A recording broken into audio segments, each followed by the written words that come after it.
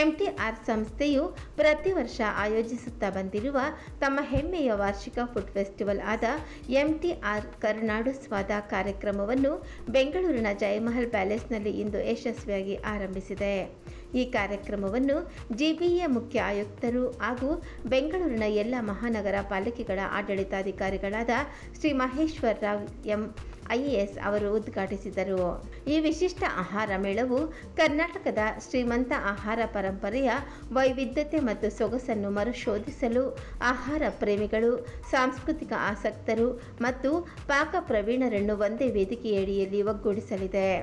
ಪಾಕವಿಧಾನದ ಹಿಂದಿನ ಕಥೆ ಎಂಬ ವಿಷಯದ ಸುತ್ತ ಈ ಬಾರಿಯ ಕರುನಾಡು ಸ್ವಾದ ಆಹಾರ ಮೇಳ ಆಯೋಜಿತವಾಗಿದೆ. ಈ ವರ್ಷದ ಎಂಟಿಆರ್ ಕರುನಾಡು ಸ್ವಾದವು ಕರ್ನಾಟಕದ ಸ್ಥಳೀಯ ಪದಾರ್ಥಗಳಾದ ಮಹತ್ವವನ್ನು ಎತ್ತಿ ತೋರಿಸಲಿದೆ. ಉದ್ಘಾಟನಾ ದಿನದ ರಾತ್ರಿಯಂದು ಕರ್ನಾಟಕದ ಪ್ರಮುಖ 6 ಪ್ರದೇಶಗಳಾದ ಉತ್ತರ ಕರ್ನಾಟಕ, ಕಲ್ಯಾಣ ಕರ್ನಾಟಕ, ಕೊಡಗು, ದಕ್ಷಿಣ ಕನ್ನಡ, ಉಡುಪಿ ಮತ್ತು ಹಳೆ ಮೈಸೂರು ಪ್ರಾಂತ್ಯಗಳ ವೈವಿಧ್ಯಮಯ ಆಹಾರ ಪದ್ಧತಿಯನ್ನು ಪ್ರದರ್ಶಿಸಲಾಯಿತು. 75ಕ್ಕೂ ಹೆಚ್ಚು ಖಾದ್ಯಗಳ ಪ್ರದರ್ಶನದೊಂದಿಗೆ ಅತ್ಯಂತ ಪ್ರಸಿದ್ಧ ಅಡುಗೆ ಕ್ರಮಗಳು ಹಾಗೂ ಮರೆಯಾಗುತ್ತಿರುವ ಅಪರೂಪದ ರುಚಿಗಳನ್ನು ಈ ಕಾರ್ಯಕ್ರಮದಲ್ಲಿ ಪ್ರದರ್ಶಿಸಲಾಗಿದ್ದು, ಈ ಮೇಳವು ಒಂದು ಅಪೂರ್ವ ಆಹಾರ ಸಂಗ್ರಹಾಲಯದಂತೆ ಗಮನ ಸೆಳೆಯಿತು. ಈ ಕರುನಾಡ ಸ್ವಾದ ಸಂಭ್ರಮಕ್ಕೆ ಸಾಂಸ್ಕೃತಿಕ ಮೆರುಗು ನೀಡಲು ಖ್ಯಾತ ಸಂಗೀತಗಾರ ವಾಸು ದೀಕ್ಷಿತ್ ಅವರು ವಿಶೇಷವಾಗಿ ಸಾಂಬಾರ್ ಹಾಡು ಸಂಯೋಜಿಸಿದ್ದು, ಈ ಹಾಡನ್ನು ಆಹಾರ ಮೇಳದಲ್ಲಿ ನೇರವಾಗಿ ಪ್ರದರ್ಶಿಸುವ ಮೂಲಕ ಬಿಡುಗಡೆ ಮಾಡಲಾಯಿತು.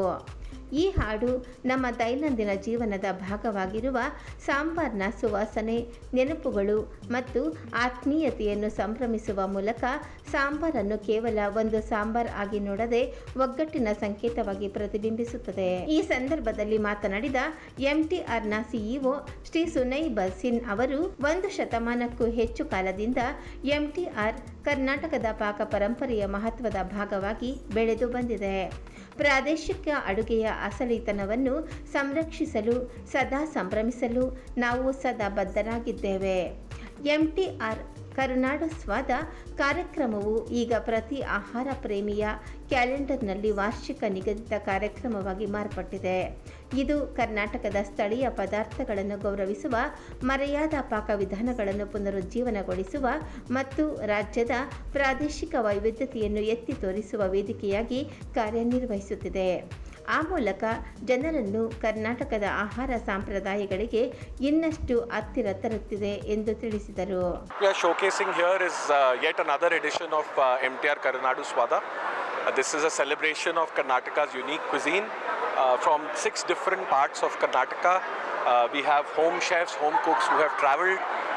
We are showcasing the unique ingredients. Each region has, their own ingredients that forms the soul of the dishes. So this year's the focus is on ingredients as well as the recipes. We have 75 recipes from these 6 parts. We also have an MTR signature section behind me and our desserts. So 8 counters in all. We'll be open tomorrow and day after for public as well. And like I said, this is a celebration of Karnataka and its cuisine, and we are proud to bring this to Bangalore. ನನ್ನ ಹೆಸರು ಮೂರ್ತಿ ಅಂತೇಳಿ, ನಾನು MTRನಲ್ಲಿ sales ವಿಭಾಗದಲ್ಲಿ ನೋಡ್ಕೊಳ್ತಾ ಇದ್ದೇನೆ. So ಇವತ್ತು MTR ಕರುನಾಡು ಸ್ವಾದ ಅಂತೇಳಿ ಮಾಡ್ತಾಯಿದ್ದೀವಿ. ಇದನ್ನು ನಾವು ಸುಮಾರು 2017ಇಂದ ಮಾಡ್ಕೊಂಡು ಬರ್ತಾಯಿದ್ದೀವಿ. ಇದ್ರದ್ದು ವಿಶೇಷತೆ ಏನು ಅಂತ ಹೇಳಿದ್ರೆ, ಕರ್ನಾಟಕದ ವಿವಿಧ ಭಾಗಗಳಿಂದ ಅಲ್ಲಿ ಫೇಮಸ್ ಆಗಿರೋವಂಥ ಡಿಶ್ಗಳನ್ನ, ಅಲ್ಲಿ ತಯಾರು ಮಾಡುವಂಥ ಕುಕ್ಕುಗಳನ್ನ ಕರ್ಕೊಂಬಂದು ಅವ್ರ ಕಡೆಯಿಂದನೇ ಇಲ್ಲಿ ತಯಾರು ಮಾಡಿಸಿ ಒಂದೇ ಕಡೆ ಇಲ್ಲಿ ಬ್ಯಾಂಗ್ಳೂರು ಜನತೆಗೆ ಒದಗಿಸ್ಕೊಡ್ತಾ ಇದ್ದೀವಿ. ಇದರ ವಿಶೇಷತೆ ಏನು ಅಂತ ಹೇಳಿದ್ರೆ, ಈಗ ನೀವು ನಾರ್ತ್ ಕರ್ನಾಟಕಕ್ಕೆ ಹೋದರೆ ಅಲ್ಲಿ ಜೋಳ ಫೇಮಸ್ಸು. ಅಲ್ಲಿ ಜೋಳದಿಂದ ಸುಮಾರು ಐಟಮ್ಸ್ಗಳನ್ನ ಮಾಡ್ತಾರೆ. ಅದನ್ನು ನಾವು ಇಲ್ಲಿ ಮಾಡ್ತಾಯಿದ್ದೀವಿ. ಹಾಗೆಯೇ ನೀವು ಸೌತ್ ಕರ್ನಾಟಕದಲ್ಲಿ ಬಂದರೆ ನಮ್ಮಲ್ಲಿ ಮೈಸೂರು ಪ್ರಾಂತ್ಯ ಏನಿದೆ, ಮೈಸೂರು ಪ್ರಾಂತ್ಯದಲ್ಲಿ ಮೈಸೂರು ಪ್ರಾಂತ್ಯಕ್ಕೆ ಸಂಬಂಧಪಟ್ಟಂಗೆ ಸುಮಾರು ಅಡುಗೆಗಳು ಫೇಮಸ್ ಆಗಿರೋದಿದೆ. ಅಕ್ಕಿ ರೊಟ್ಟಿ ಇರ್ಬೋದು, ಇಲ್ಲ ಮೈಸೂರು ಪ್ರಾಂತ್ಯದಲ್ಲಿ ಸಿಗುವಂಥ ಡಿಫ್ರೆಂಟ್ ಟೈಪ್ಸ್ ಆಫ್ ಹಪ್ಪಳಗಳಿರ್ಬೋದು, ಮತ್ತು ರೈಸ್ ವೆರೈಟೀಸ್ ಇರ್ಬೋದು. ಅದೇ ಥರ ನೀವು ಕೋಸ್ಟಲ್ ಕರ್ನಾಟಕಕ್ಕೆ ಹೋದರೆ ಅಲ್ಲಿ ಉಡುಪಿ ಸಿಗುವಂಥ ಐಟಮ್ಸ್ಗಳು, ಅದೇ ದಕ್ಷಿಣ ಕನ್ನಡ ಅಥವಾ ಮಂಗಳೂರು ಅಂತ ಏನು ಹೇಳ್ತೀವಿ, ಅಲ್ಲಿ ಸಿಗುವಂಥ ಕೆಲವು ಫೇಮಸ್ ಡಿಶ್ಗಳೇನಿದೆ ಎಲ್ಲ ಇವತ್ತು ನಿಮಗೆ ಇಲ್ಲಿ ಒಂದೇ ಕಡೆ ಸಿಗ್ತಾ ಇದೆ. ಇವತ್ತು ಇಡೀ ಕರ್ನಾಟಕದಿಂದ ಆಲ್ಮೋಸ್ಟು 75 ತರಹದ ಖಾದ್ಯಗಳನ್ನ ನೀವು ಇಲ್ಲಿ ಸವಿಯೋದಕ್ಕೆ ವ್ಯವಸ್ಥೆ ಮಾಡಿಕೊಟ್ಟಿದ್ದೀವಿ. ಇದು ನಿಜವಾಗ್ಲೂ ಹಬ್ಬ ಅಂತಲೇ ಹೇಳ್ಬೋದು. MTR ಇದನ್ನು ಆಲ್ರೆಡಿ ಇದು 6ನೇದು ನಾವು ಸೆಲೆಬ್ರೇಟ್ ಮಾಡ್ತಾ ಇದ್ದೀವಿ. ಸೊ ಎಲ್ಲರೂ ಬಂದು ಇದನ್ನು ಸವಿಬೇಕು ಅಂತೇಳಿ ಕೇಳ್ಕೊಳ್ತೇನೆ. Thank you.